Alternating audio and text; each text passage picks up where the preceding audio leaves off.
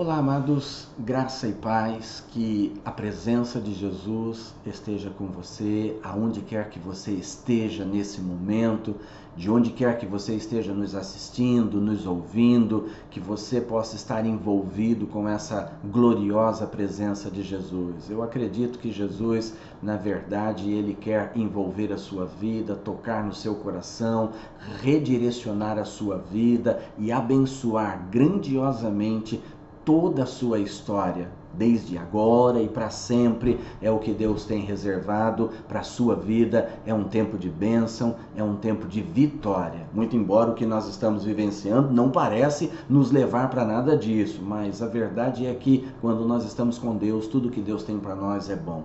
Eu queria naturalmente que você se mantivesse firme nesse propósito, não saia, não se distraia, não deixe que nada roube a sua atenção, furte o seu momento agora, mas que você possa estar verdadeiramente cativo a esse momento e juntamente comigo recebendo algo do Senhor, porque eu acredito que quando a palavra de Deus é ministrada, não apenas quem ouve é abençoado, mas quem fala também é grandemente abençoado. E eu espero imensamente que eu e você possamos ser abençoados por esse Deus maravilhoso, pois afinal de contas, pela palavra dele, ele tem coisas maravilhosas reservadas para as nossas vidas. E eu queria compartilhar algo com você, mas antes eu queria abençoar a sua vida. Se você puder, feche os seus olhos e receba algo do Senhor nesse momento. Pai, eu quero colocar diante do Senhor cada pessoa que está nos assistindo, nos ouvindo de alguma forma, na medida em que essa ministração chega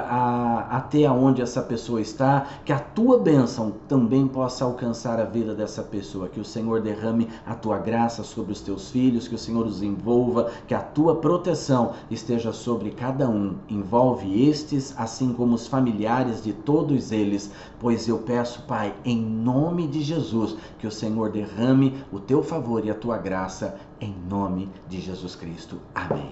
Amém, queridos? Eu sei que Deus tem algo para as nossas vidas, por isso queria ganhar um pouquinho de tempo para que não fique extenso aquilo que você está assistindo e que você possa ser abençoado. Eu tenho uma palavra para você e o tema da palavra que eu gostaria de compartilhar é: o grande problema não está fora, mas dentro.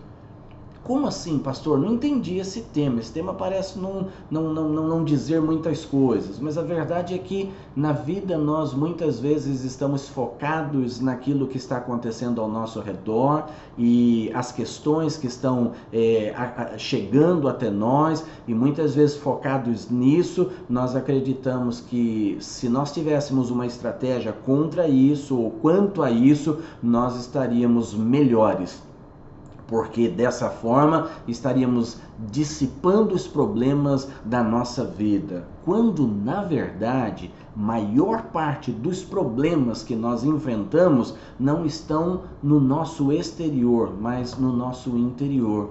É a maneira como nós estamos nos vendo que é o problema, e não o que nós estamos vendo.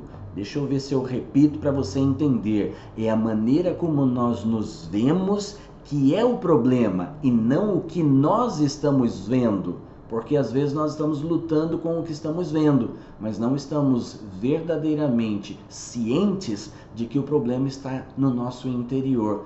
É aquilo que você vê quando você olha para dentro de você, que dificulta a maneira como você vive com as coisas que estão ao seu redor.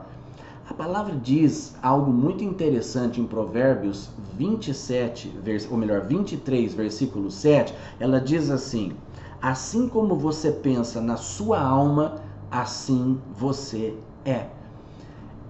Às vezes a gente olha para os problemas ao redor e a gente pensa que esses problemas ao redor é que estão dificultando a nossa maneira de ser e de viver, quando na verdade nós precisamos interiorizar a nossa visão e ver o que é que existe dentro no nosso coração. Porque às vezes a ideia de, puxa, não vou conseguir vencer, não vou conseguir lutar e prevalecer contra essa situação, olha, eu não sou forte o suficiente, eu não tenho capacidade, eu não tenho condição, eu não tenho isso, eu não tenho aquilo. Na verdade é aquilo que existe dentro em você que faz com que você veja as coisas ao seu redor e de uma certa forma se sinta incapaz de lutar contra elas. Porque o problema não é o que você vê ao seu redor, o problema é como você vê no seu interior. Porque às vezes o não vencer não tem a ver com o tamanho do problema que você está enfrentando. Às vezes o não vencer tem a ver com o fato de você olhar para dentro de você e ver em você um derrotado. Às vezes o problema está em você olhar para dentro de você e ver em você um fracassado, e ver em você alguém que não pode, alguém fraco, alguém incapaz. Às vezes o problema está dentro. Nós não podemos travar uma batalha com as situações externas quando na verdade nós já estamos derrotados interiormente falando. E eu preciso que você compreenda isso, porque eu acredito plenamente que Deus quer proporcionar para nós uma vitória sobre toda e qualquer situação ao nosso redor. Toda e qualquer situação. Talvez você fale assim, poxa, mas nós estamos vivendo um tempo de grandes dificuldades, de muitos problemas, é muito desemprego, é muita necessidade financeira, é o problema da doença que está ao nosso redor, porque isso é o que mais está mexendo com a nossa vida. E muitas vezes nós achamos que é contra isso que nós temos que lutar. Mas se o seu interior não estiver bem estabelecido, bem definido, essas coisas elas vão simplesmente atropelar você e vai literalmente condicionar, engessar você e impossibilitar você de fazer tudo o que você gostaria. A verdade é que nós estamos à mercê de uma situação externa, quando na verdade tudo isso está começando dentro no nosso coração. A maneira como nós estamos olhando para dentro de nós. Escute, você não pode se ver como um fracassado, porque se você se vê como um fracassado, é um fracasso que você vai colher no meio das questões ao seu redor. Você não pode se ver como um fraco, como um impossibilitado, porque vendo-se dessa forma, é assim que você vai interagir com as coisas ao seu redor. Então, antes de olhar para os problemas que estão ao nosso redor, nós precisamos olhar para aquilo que existe dentro de nós. Se existe uma luta que nós precisamos vencer, não é uma luta externa, é uma luta interna, é o que existe no nosso coração. Como está o seu coração? Como anda a sua vida interior? Como você está se vendo? Isso tudo que está acontecendo ao seu redor, você liga o seu televisor e vai ver um noticiário, as notícias elas são desalentadoras, as notícias não são boas, elas são pessimistas, elas são notícias que literalmente estão tentando mexer com a sua psique para condicionar ainda mais você. A questão é que quando você olha para a palavra, quando você ouve Deus falar, vamos nos lembrar de uma coisa muito interessante. A Bíblia fala que a única arma com a qual nós podemos vencer a luta da nossa vida é a fé. A fé é a arma com a qual nós vencemos a vida. Mas tem uma outra coisa interessante. A palavra também diz que a fé vem por ouvir e ouvir a palavra de Deus. Se não estamos ouvindo a palavra de Deus, se o que estamos ouvindo não vem da palavra de Deus, isso com certeza não está gerando fé no nosso coração. Isso está gerando alguma outra coisa, porque tudo que você vê, tudo que você ouve, tudo que você sente, gera alguma coisa dentro em você. A maneira como você olha para fora das coisas que estão acontecendo no seu redor tem a ver com a forma como você está dentro. Mas aí tem uma coisa bem maluca de se compreender, né? Porque o que você recebe do exterior para o interior define como você vai ser no seu interior. E a partir da maneira como você é no seu interior, determina a forma como você vai lutar com as coisas no seu interior. Se eu não me fiz entender, eu vou tentar ser um pouco mais objetivo. O que você vê e ouve vai formar o seu interior, o seu ser interior. E assim como o seu ser interior está formado, é o que vai condicionar você a relacionar-se com as coisas no seu exterior. Então vamos pensar de uma certa forma. Sabendo disso, o adversário da sua alma, ele tenta formar no seu interior um ser fracassado, um ser frágil, um ser limitado, uma pessoa sem sem força, sem energia, sem capacidade, sem condição. Às vezes ele começa isso, na verdade isso não é às vezes, é fato, é sempre. Ele começa mexendo em você desde a sua mais tenra idade. Há uma ala da psicologia que diz que desde que você está sendo gerado no ventre materno, o inimigo já está trabalhando na sua vida. Não é que o inimigo está trabalhando, mas as coisas que vão formar quem você é já estão acontecendo e o inimigo tira proveito disso para que você, quando vem à existência nesse mundo, já venha com algumas debilidades, com algumas fragilidades, já venha com alguns traumas, com algumas coisas no seu interior.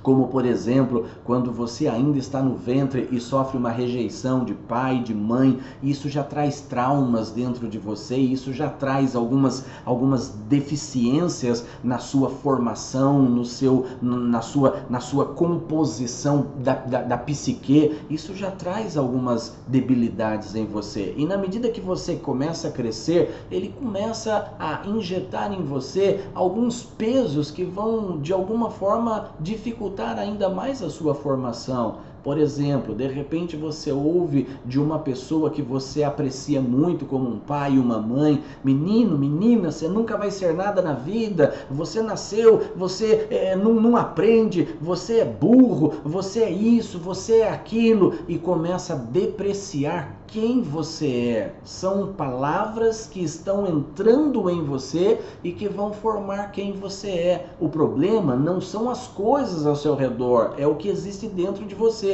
Mas a questão é que nós estamos dando muito ouvido para coisas ruins. Então a nossa formação interior, ela chega a ser uma formação ruim, uma formação frágil, uma formação debilitada.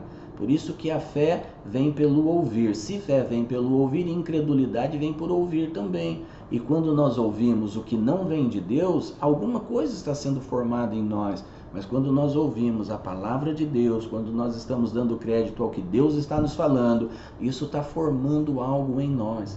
Se somos pessoas deficientes no nosso interior e queremos mudar, não é lutando contra as coisas ao nosso redor para provar para os outros e para nós que nós podemos, que é a solução desse grande problema, desse grande dilema. Nós precisamos começar a mexer naquilo que está formando ou naquilo que compõe a nossa pessoa interior, o nosso homem interior.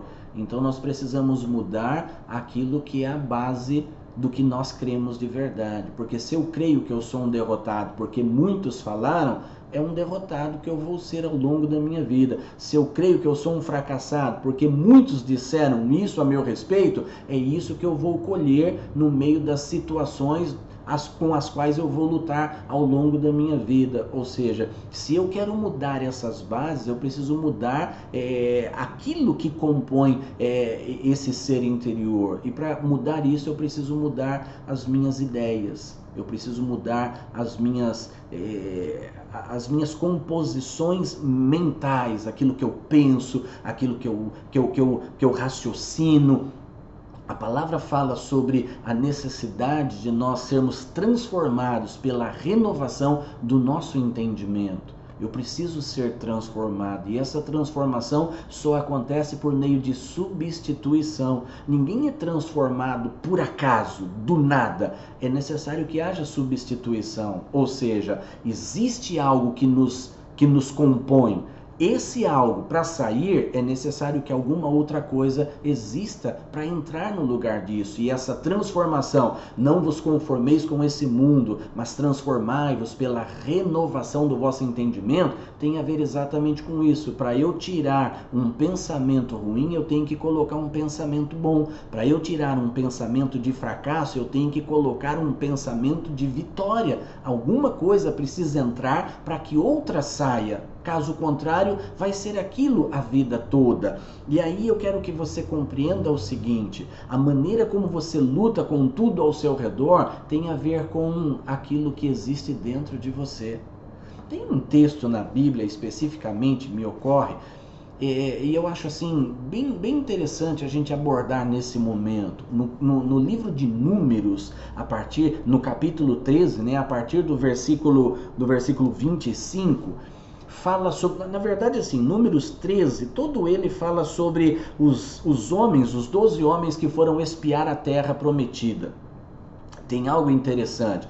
Quando Deus tira o povo de Israel do Egito, ele tira o povo com uma promessa de que levaria esse povo para uma terra abençoada, uma terra farta, uma terra próspera, uma terra que produziria muito e faria de todo o povo de Israel um povo abençoado.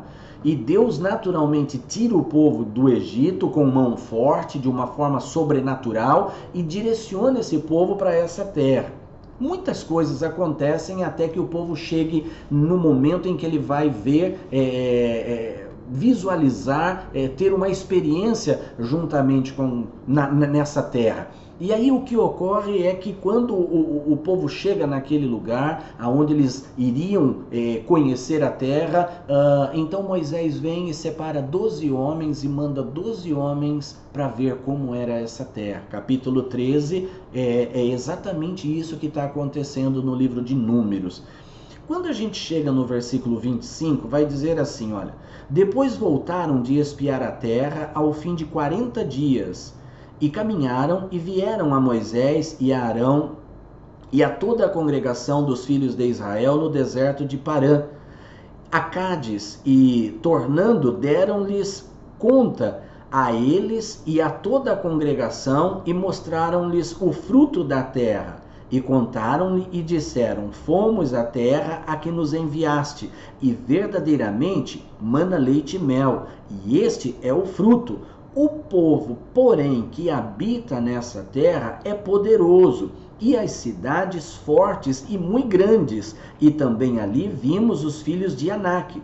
Os amalequitas habitam na terra do sul, e os heteus, e os jebuseus, e os amorreus habitam na montanha, e os cananeus habitam ao pé do mar e pela ribeira do Jordão. Então Calebe fez calar o povo perante Moisés e disse: subamos animosamente e possuamo-la em herança, porque certamente prevaleceremos contra ela.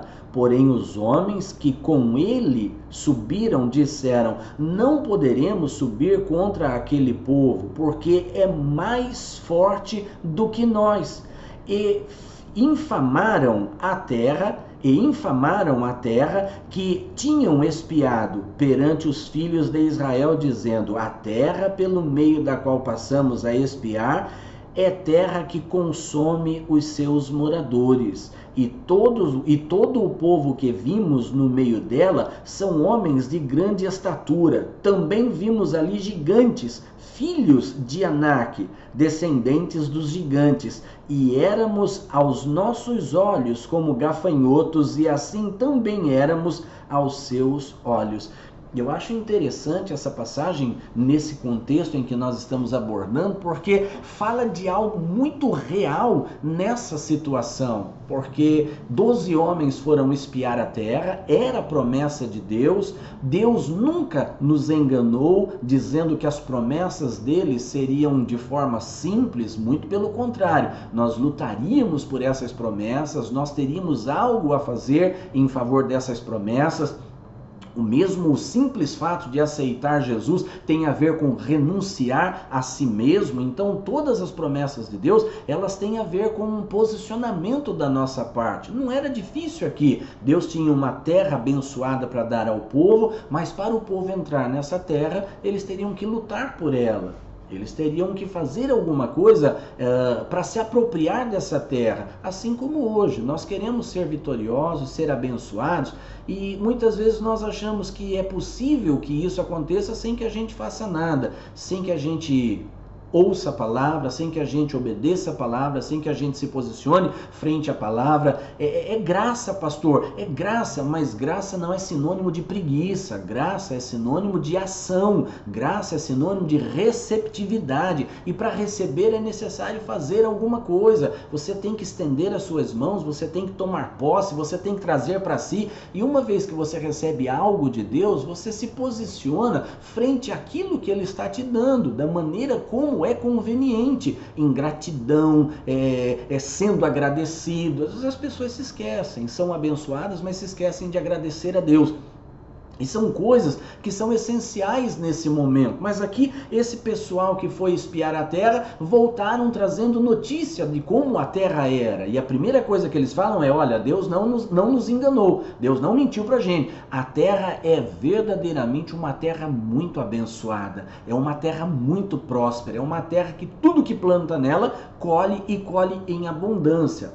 Porém, aí começa a haver algumas coisas que têm a ver com a maneira como eles estavam interiorizados, a maneira como eles eram dentro neles. O problema não era o que eles viram, o problema é o que eles eram para eles próprios. Eles começam a falar, olha, o povo da terra é um povo de guerra, é um povo guerreiro, é um povo mais forte do que nós. Primeira coisa que eles começam a deixar claro aqui é que eles já se viam como se fossem pessoas fracas. O povo de lá é mais forte do que nós aqui.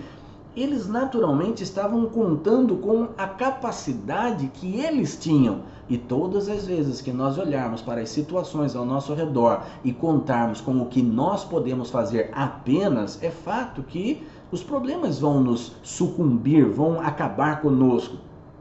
Eles não estavam olhando da maneira certa. No versículo 30, é interessante porque fala de um homem chamado Caleb, e a Bíblia diz assim: então Caleb fez calar o povo perante Moisés e disse, subamos animosamente e possuamo-la em herança, porque certamente prevaleceremos contra ela. Olha a diferença. Caleb era uma pessoa que tinha uma visão interna diferente de todos os demais que foram com ele na terra. A Bíblia fala sobre Caleb e Josué, mas aqui eu estou narrando apenas a questão do Caleb. Mas os outros 10 que subiram, eles não tinham uma boa visão interna. Talvez eles tinham uma visão ruim de quem eles eram, do que eles eram capazes, do que existia dentro deles. A formação interna deles não era uma formação saudável. Então, quando eles viram a terra, eles viram na terra um problema. Embora fosse aquela terra uma promessa de Deus, eles conseguiram ver problema na promessa. Sabe, muitas vezes é isso que as pessoas estão tentando lutar e obter vitória, mas o fato é que a coisa está na contramão. Elas conseguem ver o que Deus promete, mas em meio às promessas elas identificam as dificuldades, elas veem os problemas. Então a questão não é a promessa, a questão é a pessoa, é o que ela vê. Deus faz uma promessa e elas veem outra coisa. Deus prometeu uma terra abençoada e eles viram as dificuldades para se apropriar da terra. E às vezes é assim. Deus promete saúde, mas você vê o vírus. Deus promete prosperidade, mas você vê o desemprego. Deus promete tantas coisas boas, mas você prefere ver as coisas ruins. E quando você vê as coisas ruins, você se prepara para lutar contra elas. E aí fica esperando que Deus vai ajudar você. Deus não vai te ajudar. Se você estiver no foco errado, Deus não vai te ajudar. Deus tem algo para você e quer que você valorize o que Ele tem para você. Se você observar, Caleb via a promessa. Não importa as dificuldades, nós vamos vencer. Se Deus prometeu, a vitória é nossa. Mas os outros homens, eles olhavam apenas para a dificuldade. Não, nós não podemos. O povo dessa terra é mais forte do que nós. E aí vem um agravante que revela exatamente tudo o que nós temos tentado falar nesse tempo aqui, nessa ministração. Versículo 33, eles dizem assim: também vimos ali gigantes, filhos de Anak, descendentes dos gigantes. E éramos, escute isso, e éramos aos nossos olhos como gafanhotos, e assim também éramos aos seus olhos. Uma coisa é como as pessoas olham para você. Isso pode, de alguma forma, trazer peso no meio de uma situação. Mas a outra coisa é a forma como você olha para você. Se você olha para você exatamente como as pessoas estão te vendo, então é triste dizer, mas não existe futuro para você.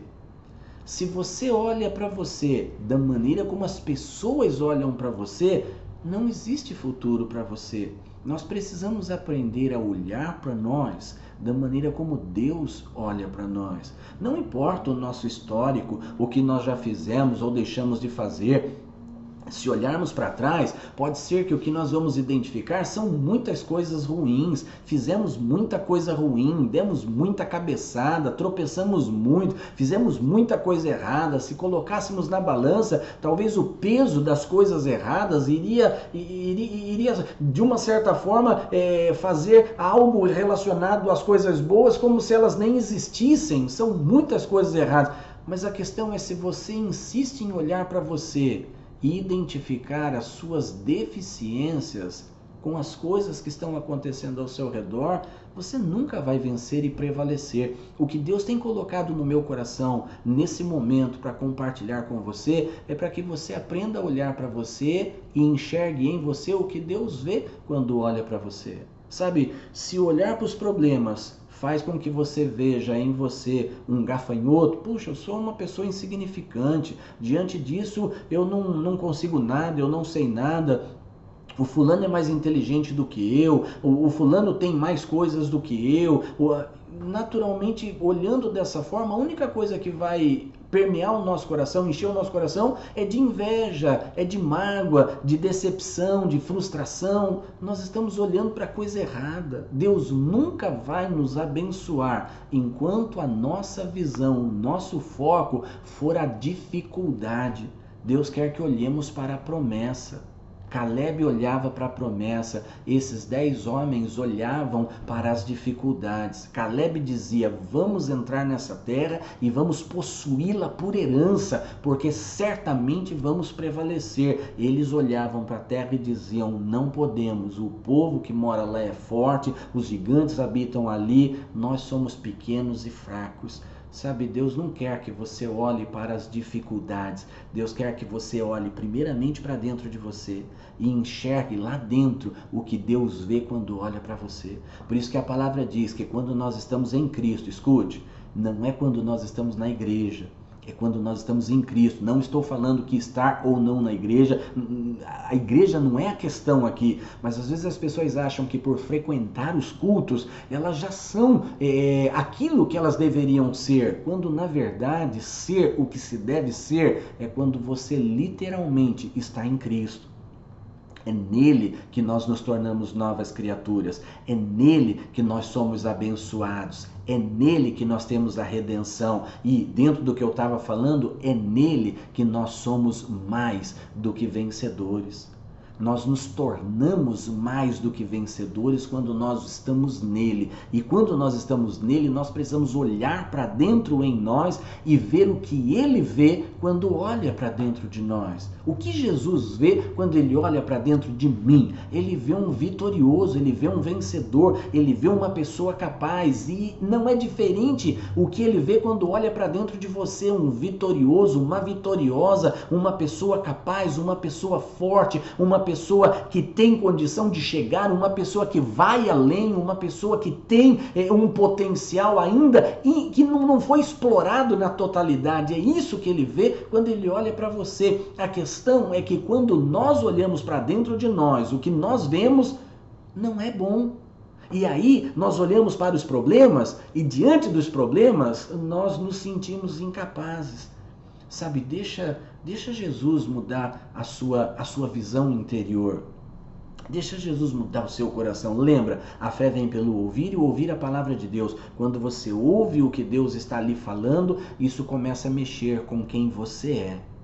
Você começa a ver, eu não sou filho do João, do Sebastião, do Manuel, do Pedro, eu não sou filho da Joana, da Sebastiana, eu não sou filho de fulano, de ciclano. Eu sou, antes de qualquer coisa, filho de Deus, filho do Deus Todo-Poderoso. Sabe, nós não podemos desprezar os nossos pais terrenos. Afinal de contas, a nossa existência nesse mundo, naturalmente depende de tudo aquilo que eles fizeram para que aqui nós pudéssemos estar. Mas o que nós não podemos nos esquecer são os nossos pais terrenos. E nós não somos pessoas meramente terrenas. Nós não somos seres meramente físicos, nós somos seres espirituais. O nosso ser terreno, ele é limitado. Vai chegar um momento e nós vamos morrer na terra e a nossa existência terrena acaba. Mas a nossa existência espiritual é permanente. E permanentemente Deus é o nosso Pai espiritual. Então eu preciso entender que eu sou filho desse Deus Todo-Poderoso. E eu preciso me olhar dessa forma. Quando eu começo a olhar para dentro de mim e enxergar quem eu sou em Jesus, as coisas ao meu redor, elas vão literalmente tomando a sua proporção exata. E qual é a proporção das coisas ao nosso redor? Uma coisa eu posso dizer, elas não são grandes como parecem. Elas não são tão atemorizadoras, tão assustadoras como parecem. Muito pelo contrário, são coisas ínfimas, pequenas. Na verdade, sobre todas essas coisas, como diz a palavra, nós somos mais do que vencedores. Jesus venceu sobre todas as coisas, inclusive sobre a morte, e nós podemos vencer também. Sabe, nós temos que olhar para dentro em nós e não nos vermos mais como gafanhotos. Nós temos que olhar para dentro em nós e nos vermos como gigantes em Cristo Jesus. Como pessoas que são capazes de ir além, de fazer mais, de conquistar mais, de ter mais, porque nele nós somos capazes. Escute, sem ele, nem tente fazer, mas se você tem ele no seu coração, com certeza a tentativa vai levar você à conquista, se ele está no seu coração, determinando quem você é. Lembre-se de uma coisa, somos mais do que vencedores em Cristo Jesus. Somos mais do que vencedores em Cristo Jesus. Então o problema pelo qual a sociedade está passando hoje não é a mesma proporção para nós que estamos em Cristo. Não que não tenhamos problemas, mas a forma como nós vamos encarar, a forma como nós vamos nos posicionar, a maneira como nós vamos investir contra esses problemas é diferente da maneira como as pessoas estão fazendo. Lembre-se disso, em Jesus você não vai ser um vencedor. Em Jesus você já é mais do que vencedor, porque Ele capacita você para isso. Eu espero imensamente que essa palavra tenha tocado o seu coração e abençoado você e ajudado você a olhar para dentro e mudar o que está lá para aquilo que Deus naturalmente quer que exista. Que Deus abençoe grandemente a sua vida. Que essa palavra possa falar com você não apenas nesse momento, mas sempre que necessário, recorra à palavra de Deus e deixa ela alimentar o seu ser, o seu homem espiritual. Deus abençoe ricamente a sua vida. Eu quero orar por você para que essa palavra seja consolidada na sua vida. Pai, eu quero nesse momento te agradecer por essa palavra e pedir que o Senhor abençoe a vida de todas as pessoas que ouvem, todas as pessoas que assistem a esse vídeo, que o Senhor os alcance e os abençoe. Ajude-os a olhar para dentro de si e não enxergar aquilo que a vida de alguma forma tentou impregnar, tentou, ó Deus, cauterizar no interior dos teus filhos, mas que os teus filhos possam ver a possibilidade das mudanças daquilo que são para aquilo que o Senhor quer que sejam e que a tua palavra venha promover essa grande transformação, que a palavra do Senhor possa entrar no coração dessas pessoas que nos ouvem e a entrada da tua palavra possa expelir as ideias erradas e ruins, os pensamentos maus que ainda existem no coração dos teus filhos e que cada um possam tornar-se